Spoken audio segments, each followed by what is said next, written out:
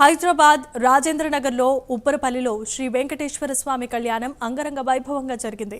13వ వార్షిక బ్రహ్మోత్సవాలను కన్నుల పండుగగా నిర్వహించారు.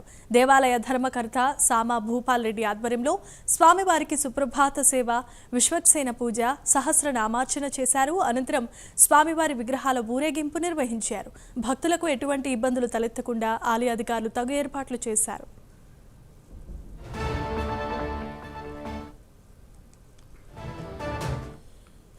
శ్రీ వెంకటేశ్వర స్వామి ఉప్పరపల్లిలో ఉన్నటువంటి ఆలయంలో ప్రతి సంవత్సరం రంగరంగ వైభవంగా ఉప్పరపల్లి ప్రజానికమే కాకుండా చుట్టుపక్కల ఉన్నటువంటి అనేకమైనటువంటి కాలనీలలో ఉండే భక్తులందరూ తండోపతండాలుగా తరలి వస్తూ ఇది అంతా ప్రజల సహకారంతో జరుపుకుంటున్నటువంటి ఈ కళ్యాణము 12 సంవత్సరాలు పూర్తి చేసుకొని దీనికి ప్రత్యేకత 13వ సంవత్సరంలో అడుగుపెట్టింది ఈ కళ్యాణము వెంకటేశ్వర స్వాముల వారిది.